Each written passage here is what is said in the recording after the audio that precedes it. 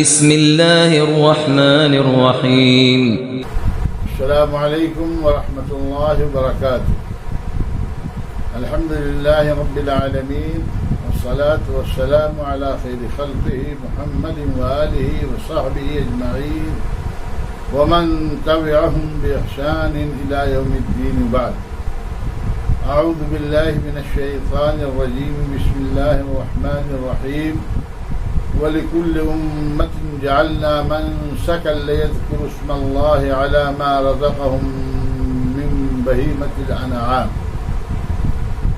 ناظرین کرام، برادران اسلام، میری عفت ماں، ماؤں، بہنوں اور بیٹیوں، آج کے درس کا موضوع ہے قربانی کے چند احکام و مسائل. اس تعلق سے پہلی بات میں یہ عرض کرنا چاہتا ہوں کہ قربانی ہر گھر پر ہے، گھر کے ہر فرد پر نہیں. اور صحیح احادیث کی روشنی میں یہی راجح قول ہے کہ ایک جانور کی قربانی تمام اہل خانہ کی طرف سے، تمام گھر والوں کی طرف سے کفایت کر جائے. چنانچہ احناف کو چھوڑ کر حضرت امام مالک، امام اوزاعی، امام لیث، علامہ ابن قیم رحمہ اللہ اور علامہ شوکانی رحمہ اللہ وغیرہ کا یہی قول ہے.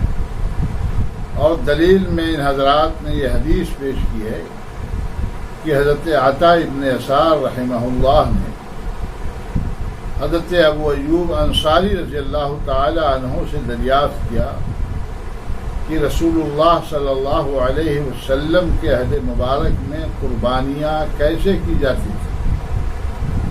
تو حضرت ابو ایوب انصاری رضی اللہ تعالی عنہ نے فرمایا كان الرجل في عهد النبي صلى الله عليه وسلم يضحي بالشاة وعن أهل بيته.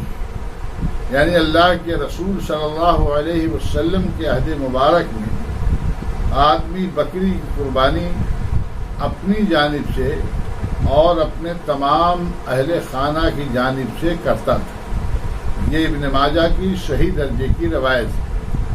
اصل مسئلہ یہ ہے کہ ایک ضعیف ترین روایت جو عوام کیا خواص اور پڑھے لکھے لوگوں تک میں بہت مشہور ہے کہ عظموا ضحایاکم فإنہا علی الصراط مطایاکم، یعنی اپنی قربانیوں کو خوب بڑا اور فربا کرو اس لیے کہ پل صراط پر یہ تمہاری سواریاں ہوں.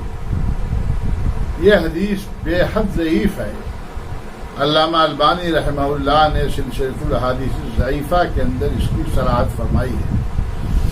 اس ضعیف روایت سے خواہ مخواہ ذہن میں یہ تصور قائم کر لیا گیا کہ اگر الگ الگ ہر فرد کی جانب سے قربانیاں نہ کی جائیں گی اور صرف گھر کے ذمہ دار ہی کی طرف سے ہر سال قربانی ہوگی تو گھر کے باقی افراد پل صراط پر سواری والی سعادت اور سہولت سے محروم رہ جائیں گے اور اس کا فائدہ صرف گھر کے مالک تک سمٹ کر رہ جائے گا. اس تصور کی بنا پر بھی لوگ باری باری جملہ اہل خانہ کی طرف سے قربانی کرنا ضروری خیال کرتے ہیں. لیکن جیسا کہ میں نے عرض کیا، اس تصور کی بنیاد ہی کمزور ہے، حدیث کمزور ہے، تو اس پر اٹھائی گئی دیوار ٹھیک اور پائیدار کیوں کر ہو. اس لیے سنت یہی ہے کہ قربانی گھر کے ہر فرد کی جانب سے کرنے کے بجائے گھر کے ذمہ دار اور جملہ افراد خانہ کی طرف سے ایک ساتھ کی جائے. گھر کا ذمہ دار ہو اور گھر کے ذمہ دار کا نام لینے کے ساتھ ساتھ سارے گھر والوں کا ذکر کر دیا جائے. اجر و ثواب میں سارے لوگ شریک ہو جائیں. ایک مسئلہ یہ ہے کہ کن جانوروں کی قربانی مشروع ہے. علماء و فقہا کے صحیح قول کے مطابق قربانی صرف ان جانوروں کی مشروع ہے جن پر بہیمت الانعام کا اطلاق ہوتا ہے. اور باتفاق علماء فقہاء اور مفسرین بہیمۃ الانعام 4 قسم کے جانور ہیں. ان کی صراحت قرآن مجید میں بھی آئی ہوئی ہے. نمبر 1 اونٹ، نمبر 2 گائے، نمبر 3 بکری، نمبر 4 بھیڑ. اللہ تعالیٰ نے قرآن مجید میں فرمایا وَلِكُلِّ أُمَّةٍ جَعَلْنَا مَنسَكًا لِيَذْكُرُوا اسْمَ اللَّهِ عَلَى مَا رَزَقَهُم مِّن بَهِيمَةِ الْأَنْعَامِ، اور ہر امت کے لیے ہم نے قربانی کے طریقے مقرر فرمائے ہیں تاکہ وہ ان چوپائے جانوروں پر اللہ کا نام لیں جو اللہ نے انہیں دے رکھے ہیں. اور سورہ الانعام میں اللہ تعالیٰ نے انعام کی تفصیلات کے ضمن میں انہی 4 چوپایا جانوروں کا ذکر فرمایا ہے اور ان کے نر مادہ دونوں کو ملا کر کے 8 اصناف 8 اصناف بتائے ہیں. گویا کہ یہ بیان قربانی کے حوالے سے یہ بیان قربانی کے حوالے سے نہیں، تاہم الانعام کی تفصیلات اس سے بخوبی سامنے آ جاتی ہے. اس لیے مسلمانوں کو مذکورہ جانوروں میں سے جس کی قربانی میسر ہو کرنی چاہیے. جن مقامات پر گائے کے ذبیحے پر پابندی ہے، مثلا ہمارے ہند و نیپال وغیرہ کے اندر، وہاں کے مسلمانوں کو اس کی قربانی سے احتراز کرنا چاہیے، بچنا چاہیے. مبادا تقرب الہی کے حصول کا یہ ذریعہ مسلمانوں کے لیے فتنہ نہ بن جائے. اللہ بڑا حکیم ہے، اس کا کوئی بھی حکم حکمت سے خالی نہیں ہے. قربانی کے لیے ہی ایک ہی صنف کے جانور کی تخصیص نہ کر کے 4 اصناف کے جانوروں تک جو وسعت دی گئی ہے وہ بھی اسی حکمت الہیہ کا حصہ ہے. اگر ایک جانور میں کوئی دقت ہے تو اور زحمت ہے تو دوسرا متبادل ہمارے سامنے موجود ہے. کوئی ضروری نہیں ہے کہ ممنوعہ جانوروں کو ذبح کر کے یا ان کی قربانی کر کے ہم اپنے اوپر مصیبت مول لیں اور دوسرے مسلمانوں کو زحمت و پریشانی کے اندر مبتلا کریں. ایک مسئلہ یہ ہے کہ بھینس کی قربانی جائز ہے یا جائز نہیں ہے. بھینس کی قربانی کا مسئلہ اصل میں مختلف ہی ہے، اس میں اختلاف ہے.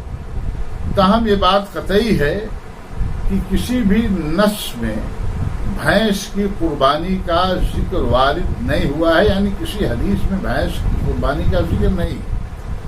البتہ جن علماء نے بھینس کی قربانی جائز قرار دی ہے انہوں نے اسے گائے کی ایک قسم قرار دیا ہے.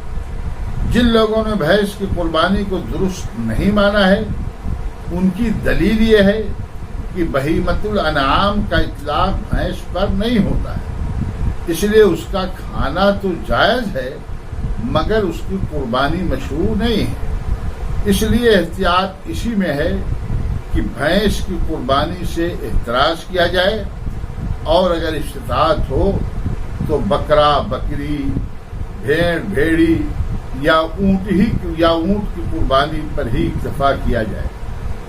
شیخ الحدیث علامہ عبید اللہ رحمانی مبارک پوری رحمہ اللہ نے اپنی کتاب مرآت المفاتیح کے اندر اس مسئلے کے تعلق سے تفصیلی بحث کرنے کے بعد لکھا ہے کہ وَالْأَحْوَةُ عِنْدِي أَنْ يَقْتَصِرَ الرَّجُلُ فِي الْأُضْحِيَةِ عَلَى مَا ثَبَتَتْ بِالسُّنَّةِ الشَّرْعِيَّةِ قَوْلًا وَفِعْلًا وَتَقْرِيرًا وَلَا يَلْتَفِتُ إِلَى مَا لَمْ يُنْقَلْ عَنِ النَّبِيِّ صلی اللہ علیہ وسلم وَلَا الصَّحَابَةِ وَالتَّابِعِينَ رضی اللہ عنہم. یعنی میرے نزدیک زیادہ احتیاط اسی میں ہے کہ آدمی صرف ان جانوروں کی قربانی پر اکتفا کرے جن کا ثبوت صحیح حدیثوں سے قولاً، فعلاً اور تقریراً ہے، اور ایسے جانوروں کی قربانی کا ارادہ نہ کرے جن کی قربانی نبی کریم صلی اللہ علیہ وسلم، صحابہ کرام